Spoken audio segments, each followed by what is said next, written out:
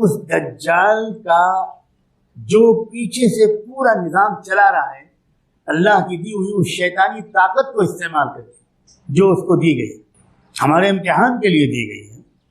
آپ اعتراض کریں کہ کیوں دے دی اللہ نے، پھر تو آپ اعتراض کیجئے کہ اللہ نے شیطان کو کیوں پیدا کر دیا۔ یہ دجال اور شیطانی طاقت، ابلیس اور شیطان کے درمیان کیا رشتہ ہے، اس کو لفظوں میں ڈیفائن کرنا بہت مشکل ہے۔ وہ 100% انسان بھی نہیں ہے اور خود فی نفسی ہی بذات ہی، یعنی اپنی پرسن کی حیثیت میں ایک ابلیس ہو، ایسا بھی کہنا مشکل ہے۔ لیکن یہ ضرور ہے کہ ابلیسی طاقت اس کے اندر اتر گئی اور زبردست کنیکشن ہے اس کے اندر، اس سے اور ابلیس کا، اس سے اور شیطان کا۔ اس کا پورا وجود خالص انسانی وجود نہیں ہے، اس میں یہ صلاحیت ہے کہ کب کس میں اتر جائے، کب کس کو انفلوئنس کر دے۔ رحمت دو عالم صلی اللہ علیہ وآلہ وسلم کے دور میں یہ جو ایک لڑکا تھا جس کا نام ابن سیاد تھا، پہلے بھی میں اس کا تذکرہ شاید کر چکا ہوں، اس کے بارے میں یہ خبر مدینہ منورہ میں عام ہو گئی تھی۔ ایک یہودی گھرانے میں ایک ایسا لڑکا پیدا ہوا جس کے اندر کچھ عجیب کرشماتی قسم کی باتیں، وہ سوتا بھی رہتا ہے، جاگتا بھی رہتا ہے اور عجیب قسم کی باتیں بتاتا رہتا ہے۔ اس کے بارے میں مشہور ہو گیا تھا کہ وہی دجال ہے۔ اللہ کے رسول صلی اللہ علیہ وسلم، میں آپ سے عرض کر چکا ہوں کہ وہ خود گئے تھے اس کو دیکھنے کے، اور آپ نے ایسے اشارات چھوڑے اس وزٹ میں جس سے یہ تو ثابت ہو گیا کہ وہ دجال نہیں، وہ والا دجال نہیں جو آخری زمانے میں آئے۔ دجال تو اور بھی بہت سے آئیں گے، یہ تو اللہ کے رسول نے خود صاف کیا کہ اس بڑے اور آخری دجال کے آنے سے پہلے 30 دجالوں کو آنا ہے۔ تو یہ 30 کے 30 میں کون لوگ ہیں؟ وہی لوگ ہیں جنہوں نے کسی نہ کسی حیثیت سے زبردست دھوکے میں ڈالا ہے دنیا۔ بہت سے نام میرے ذہن میں آ رہے ہیں لیکن میں ان کو لینے سے اوائڈ کر رہا ہوں کہ بہت ہی کم لوگ ہوں گے جن کو وہ نام بحیثیت اپنے زمانے کے دجال کے ہضم ہیں۔ ذرا پڑھیے کارل مارکس کی تاریخ کو، لیجیے میں ایک نام لے لیتا ہوں، پڑھیے کارل مارکس کو، ٹھیک سے پڑھیے، تفصیل سے پڑھیے اور یہ خود فیصلہ کیجیے کہ مزدوروں کے حقوق کے نام پر اس نے دنیا کو کتنا بڑا دھوکہ دیا۔ اگر میں کارل مارکس کی تاریخ ہی بیان کرنے لگوں تو مجھے تو شاید 1 مہینہ تو اسی میں لگ جائے۔ یہ جو سسٹم ہے کمیونزم اور سوشلزم، کیا یہ دھوکے پر مبنی نہیں؟ یہ جو کیپٹلزم ہے، کیا یہ خود دنیا میں سب سے بڑے دھوکے کا ایک نظام نہیں ہے؟ دھوکے پر جو کھڑا ہوا ہے نظام، یہ جو جتنی چیزیں چلائی جا رہی ہیں پچھلے چند سو سال سے، جب سے کہ یورپ کا غلبہ ہوا ہے اور دنیا کی خدمت کا موقع ہم سے چھینا گیا، ہم سے لیا گیا، ہمیں سزا دی گئی، اس لیے کہ ہم بھی تو وہی سب کچھ کرنے لگے جو دنیا کے دوسرے رولرز کرتے تھے۔ یہ first world war, second world war, یہ کیا ہے؟ کیا یہ انہی مقاصد کے لیے ہوئی تھی جن کو مقاصد کے لیے اس کا ہونا بتایا جاتا ہے؟ کیا آپ یہ تھوڑا سا ریسرچ نہیں کر سکتے؟ یہ جو نیوکلیئر اٹیک ہوا تھا جاپان پر، اس کا پیچھے کیا ہوا تھا؟ کس طرح کا ایک زبردست ایک مصنوعی حملہ امریکہ نے خود اپنی فوجیوں پر کروایا تھا؟ یہ ثابت ہو چکا ہے میرے عزیزو۔ 9/11 کے بارے میں تو ابھی بحث چل رہی ہے لیکن وہ تو بالکل ثابت شدہ حقیقت ہے کہ امریکی فوجیوں پر حملہ کروایا گیا، امریکی فوجیوں پر حملہ کروایا گیا اور ایسے حملہ کروایا گیا جس سے جاپان ریئیکٹ کرے، غصے میں آئے جاپانی خیال، اور پھر نیوکلیئر اٹیک کر کے جاپان کو تباہ کرنے کا ایک موقع ملے۔ یہ جو رائول پاورز ہیں، میں کوشش کروں گا کہ ان کو سپر پاور کے نام سے اب یاد نہ کریں، کیونکہ سپر پاور صرف ایک ہے دنیا میں، سپریم پاور صرف ایک ہے، اور یہ جتنی سپر پاور سو کالڈ ہوتی ہیں یہ اس سپریم پاور کو چیلنج کرنے کے لیے کھڑی ہوتی ہے۔ انا ربکم الاعلی، یہ مزاج ہے بڑی طاقتوں کا کہ ہمیشہ جب ان کی طاقت بڑھ جاتی ہے تو وہ ساری دنیا کو اپنے بندے اور بندیاں بنا کر رکھنا چاہتے ہیں اور خود خدا اور رب بن کر دنیا کو چلانا چاہتے ہیں۔ مگر یہ بھی یاد رکھیے کہ جب دنیا میں فرعونی طاقتیں خدائی کا دعویٰ کرنے لگتی ہیں اور ان کا ظلم ایک حد کو کراس کرنے لگتا ہے، وہی وقت ہوتا ہے دنیا کو، ان کی قوموں کو اور انسانی برادری کو، انسانیت کو ان ظالموں سے چھٹکارا ملے۔ دلیل صبح روشن ہے ستاروں کی تنکتا، جب رات کے ستارے بہت چمکنے لگتے ہیں وہی تو علامت ہے اس بات کی کہ اب صبح روشن قریب ہے۔ یہی تو اس وقت ہمیں تصویر کے اس رخ کو دیکھنے کی صلاحیت پیدا کرتی ہے۔ صرف اندھیرے پہلو کو میرے عزیزوں مت دیکھو، دیکھو کہ آنے والے دنوں میں انسانیت کے لیے کتنے شاندار دن آنے والے ہیں، اور اپنے آپ کو شاندار دن لانے والے خوش قسمت اور باہمت اور بہادر عملے کے لیے اپنے کو تیار کرو، ذہنی طور پر تیار کرو، نفسیاتی اور قلبی طور پر تیار کرو، تمناؤں اور حوصلوں کے اعتبار سے تیار کرو۔ ورلڈ وار کا ایک بنیادی مقصد جو تھا وہ خلافت عثمانی کو تباہ کرنا تھا، اور دوسرا بڑا مقصد یہ تھا کہ دجالی نظام کے عالمی مرکز کو منتقل ہونا تھا برطانیہ سے یونائٹڈ اسٹیٹس آف امریکہ کی طرف۔ یہ ایک دوسرا فیز تھا دجال کی زندگی کا، اور ہو سکتا ہے کہ یہ جو میں نے کہا دوسرا فیز تھا، یہ نہیں کہا دوسرا فیز ہے، شاید اس لیے میں نے تھا کہا ہے کہ اب عنقریب دجال کا جو عالمی مرکز ہے وہ امریکہ سے بھی منتقل ہو کر اب پہنچے گا اسرائیل، جو اس کا تیسرا اور انشاءاللہ آخری فیز ہوگا۔ حتی اذا جاء وعد الآخرۃ جئنا بکم لفیفا، قرآن مجید میں سورہ انبیاء میں اس بات کا اعلان کر دیا گیا ہے کہ ایک آخری جو فیز آئے گا بنو اسرائیل کے اور یا یہودیوں کے عالمی غلبے کا، تو اس وقت یہ ہوگا کہ ہم تم سب کو پوری دنیا سے لا کر اکٹھا کر دیں گے ارض فلسطین، اور ہم دیکھ رہے ہیں کہ اب وہ فیز آ چکا، اور اب بڑی تیزی کے ساتھ وہ بقیہ انتظامات کیے جا رہے ہیں دجالی سسٹم کے اپنے آخری مرکز میں منتقلی کے، بڑی تیزی کے ساتھ وہ انتظامات کیے جا رہے ہیں۔ اور کچھ لوگوں کا کہنا ہے کہ یہ جو کورونا کا مسئلہ ہے یہ بھی انہی انتظامات کے سلسلے کی ایک کڑی ہے۔ میں یاد رکھیے گا کہ میں یہ کہہ کر یہ بات نقل کر رہا ہوں کہ کچھ لوگوں کا کہنا ہے، لیٹ اس پونڈر اپون، ہمیں اس پر غور کرنا چاہیے۔ کسی بات کو صرف یہ کہہ کر اب ریجیکٹ کر دینا، یہ تو کانسپریسی تھیوری ہے، یہ تو کہاں کی سمجھداری ہے؟ میں وہ نہیں کر رہا ہوں اس بات کو، لیکن میں کہہ رہا ہوں this is worth considering, worth consideration, don't jump to reject it altogether, جلدی سے آپ اس کو ریجیکٹ مت کیجیے۔ آپ دیکھیے کہ دنیا میں کیا ہو رہا ہے، پردے کے پیچھے سے کون سی طاقتیں ہیں جو اس کی ویکسین بنا رہی ہیں اور پوری دنیا کو اس ویکسین کے استعمال کرنے پر مجبور کرنے کا ارادہ کر رہی ہیں۔ اور یہ بھی پڑھیے کہ جو کچھ اس ویکسین کے بارے میں کہا اور لکھا جا رہا ہے، اور میرے جیسے مولوی کہیں اور آپ نہ مانیں تو مجھے کوئی اشکال نہیں، لیکن جب سائنٹسٹ کہیں، ایکسپرٹس کہیں، بایولوجیکل سائنس کے دنیا کے ماہر ترین لوگ کہیں، بایو ٹیکنالوجی کے ماہرین کہیں، تب بھی آپ نہیں مانیں گے، اس لیے کہ آپ کا گودی میڈیا اس کا پرچار نہیں کر رہا۔ لا حول ولا قوت الا باللہ۔ اتنے سستے لوگ نہ بنیے، سمجھداری سے کام۔ بہت ممکن ہے کہ یہ کورونا وائرس بھی اسی طرح کا اسی طرف لے جانے والا ایک بہت بڑا قدم ثابت، ساری دنیا کی معیشت کو تباہ کر دیا، including United States of America, ختم۔ آپ دیکھیے اب کوئی کیوں نہیں کر سکتا، اور اب کیا ہوگا؟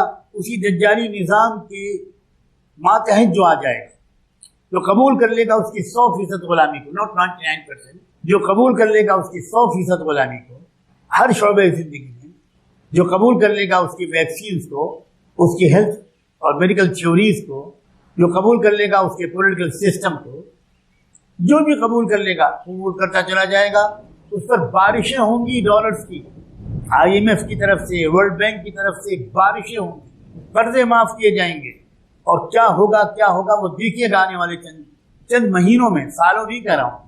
اور اگر دنیا کا کوئی ملک کھڑا ہو گیا، اس نے کہا نہیں بھائی ہم تو نہیں مانتے، تو یہ بالکل وہ منظر آ جائے گا جس کے بارے میں اللہ کے رسول نے فرمایا کہ دجال کو جو خدا نہیں مانے گا وہ اس کو جہنم میں ڈال، بڑی مشکلات پیش آئیں، مگر پھر پتہ چلے گا اس تکلیف کو برداشت کرنے والوں کو کہ ہم ہی جنت میں ہیں اور بقیہ سارے لوگ جہنم میں چلے گئے، یعنی تباہ ہو گئے، برباد ہو گئے، پیرش ہو گئے، بالکل برباد ہو گئے۔ یہ ہونے جا رہا ہے، تو یہ دھوکہ ہے، دھوکہ۔ اب میرا دل چاہتا ہے کہ میں اس سلسلے میں بہت کھل کر بیان کروں، اس لیے کہ موجودہ پورا سسٹم، پلیز خدا کے لیے اب اس بات کو 2-4 لوگوں تک محدود مت رہنے دو۔ میں تمام پروفیشنل اور ایجوکیٹڈ نوجوان لڑکوں اور لڑکیوں کو دعوت دیتا ہوں کہ اس ٹاپک پر خوب غور کرنا شروع کریں، دیکھو کہ ایلیمنائٹس کون لوگ ہوتے ہیں، ایلیمنائٹس کون لوگ ہوتے ہیں. آپ دیکھو کہ پردے کے پیچھے کام کرنے والی طاقتیں کون ہیں، کون سی فاؤنڈیشنز اس وقت دنیا کو چلا رہی ہیں. بھلا ہو اس انٹرنیٹ کا، اور شاید وہ بھی ایک دجالی نظام ہے، مگر دجال سے بھی تو کبھی کبھی رہنمائی مل جاتی ہے نا بھائی. میں یہ بات مذاق کے طور پر نہیں کہہ رہا ہوں کہ دجال سے بھی کبھی کبھی رہنمائی مل جاتی ہے. دجال سے رہنمائی اس کو ملتی، اس کو دجال سے بھی رہنمائی اللہ دے سکتا ہے اس بندے اور بندی کو جس کے سینے میں صحیح راستہ ڈھونڈنے کی سچی طلب. اور میں اس کی ایک مثال پیش کرتا ہوں. سیدنا تمیم داری رضی اللہ عنہ اس کی روشن ترین مثال ہے. سیدنا تمیم داری کو اسلام اور ایمان کی جو شناخت اور پہچان ملی وہ دجال کے ذریعے ملی. Can you believe it? تمیم داری عیسائیت کے صحیح راستے پر گامزن تھے، اور غالباً ان کے سینے میں تلاش تھی. غالباً کیا، میں یقین سے کہتا ہوں وہ جج نہیں کر پا رہے تھے، سمجھ نہیں پا رہے تھے میں کیا فیصلہ کروں. محمد واقعی اللہ کے رسول ہیں کہ نہیں، وہی والے آخری رسول ہیں جن کا تذکرہ ہماری کتابوں میں کیا گیا ہے، اولڈ ٹیسٹمنٹ میں کیا گیا ہے، نیو ٹیسٹمنٹ میں کیا گیا ہے، جان کی بائبل میں کیا گیا ہے، جن کا تذکرہ برنباس کی بائبل میں کیا گیا ہے، جن کا تذکرہ ہماری مقدس صحیفوں میں کیا گیا ہے. کیا وہی ہے یہ؟ وہ فیصلہ نہیں کر پاتے. اب دیکھیے ذرا اللہ کہاں سے کس کو ہدایت دیتا ہے اور کیسی دور کی پلاننگ کرتا ہے.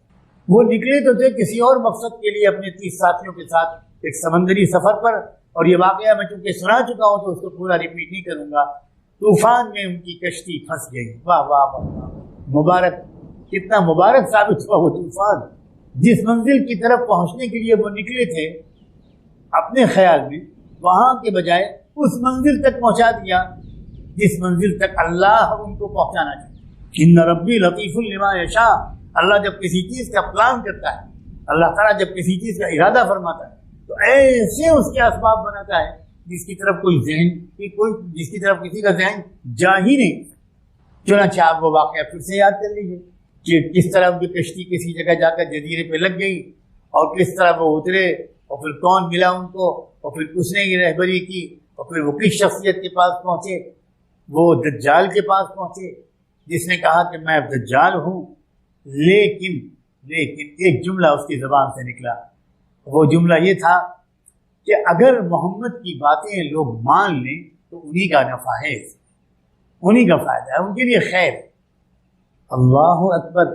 یہی اسی سفر سے اور بھی سوالات کیے اس نے، اور ان سوالات اور جوابات سے پکا ہو گیا کہ محمد بالکل برحق ہیں. اور اب جو تمیم داری واپس آئے تو سیدھے مدینہ منورہ پہنچے اور اللہ کے رسول کی خدمت میں حاضر ہوئے، یہ واقعہ سنایا اور اسلام و ایمان قبول کیا.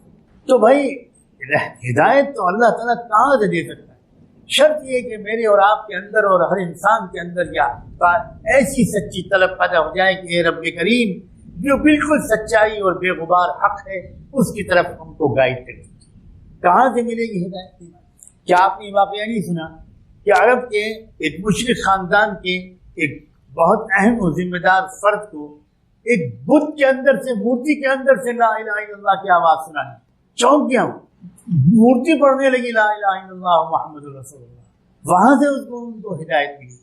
حیات الصحابہ میں یہ متعدد روایات سے یہ واقعہ منقول ہے. تو چنانچہ یہ ہے وہ دجال اور یہ ہے اس کا نظام، یہ ہے اس کی تھوڑی سی تفصیل. آپ کو اب ایک اجمالی تصور، ایک مختصراً جسے کہتے ہیں کہ ایک ذہن میں کانسیپٹ آیا ہوگا کہ دجال اور دجالی سسٹم سے کیا مراد، اس کے فتنے سے کیا مراد. وہی جو ہر طرف دھوکہ ہے، اور زندگی کے تمام شعبے اس وقت ڈسپشن پر چلے، دھوکے پر چلے. اس دھوکے سے نکالنے کا سامان، بچائے رکھنے کا سامان اللہ نے سورہ کہف. اب آئیے میں اب سورہ کہف کی پہلے آیت کے 1-2 لفظ کی تشریح آج شروع کرتا ہوں.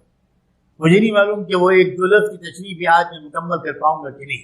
قرآن، اللہ اکبر، قرآن کی ایک آیت واللہ 7 سمندروں سے زیادہ گہرائی بھی رکھتی ہے اور وسعت بھی رکھتی ہے.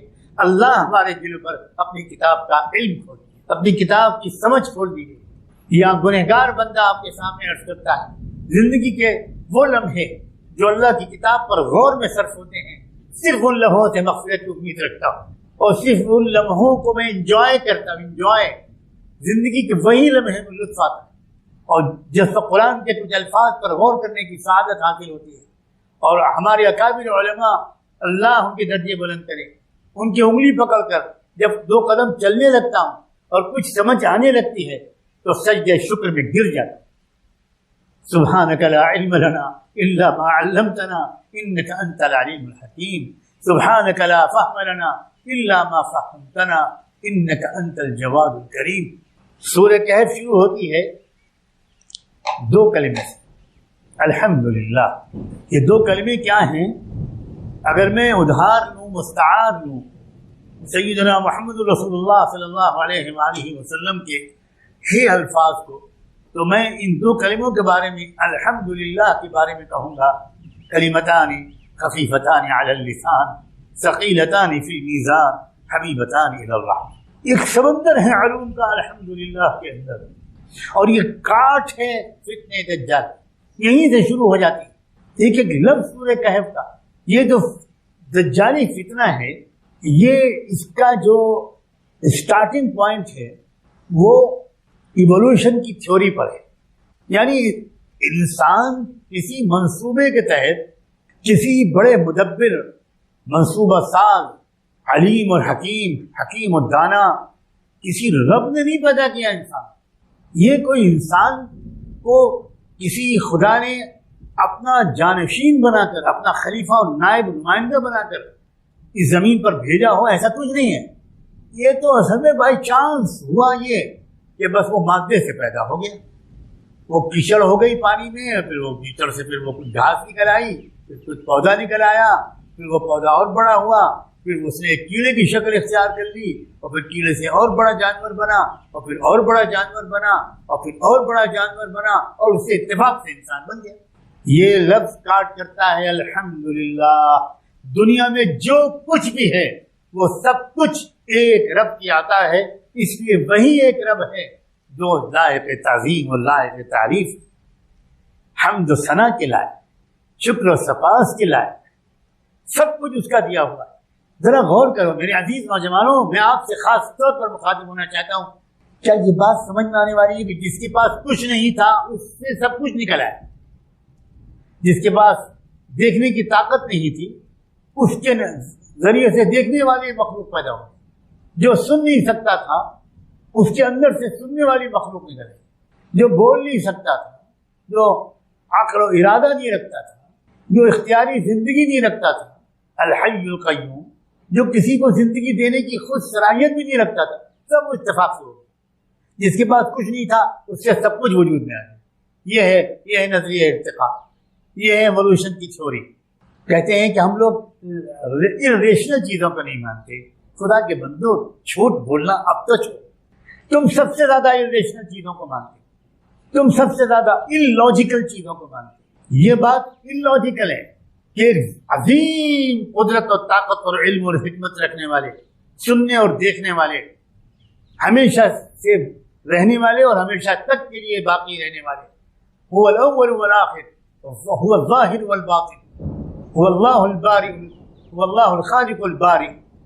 اس رب نے دراصل کائنات کو بنایا انسان کے لیے اور انسان کو بنایا کسی عظیم مقصد کے لیے۔ یہ بات زیادہ سمجھ میں آتی ہے یا وہ بات زیادہ سمجھ؟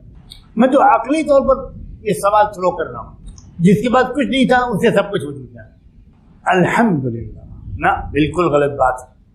سب سے پہلے انسان اس راز کو پہچانے، اگر وہ دھوکے سے بچنا چاہتا ہے، دھوکے بازوں سے اور دھوکے باز سے بچنا چاہتا ہے، دجال کے پھیلائے ہوئے جال میں پھنسنے سے بچنا چاہتا ہے، تو وہ پہلے اس حقیقت کو جانے کہ اس کائنات کا پیدا کرنے والا، اس کو پالنے والا، اس کو زندگی دینے والا، اس انسان کو پیدا کرنے والا، اس انسان کو اس دنیا میں ایک خاص اسٹیٹس اور حیثیت دینے والا، اس کائنات کو انسان کے تابع کر دینے والا، اس کائنات کو انسان کے لیے پیدا کرنے والا، اور انسان کو اس کائنات کے لیے نہیں کسی اور کے لیے پیدا کرنے والا ایک رب ہے۔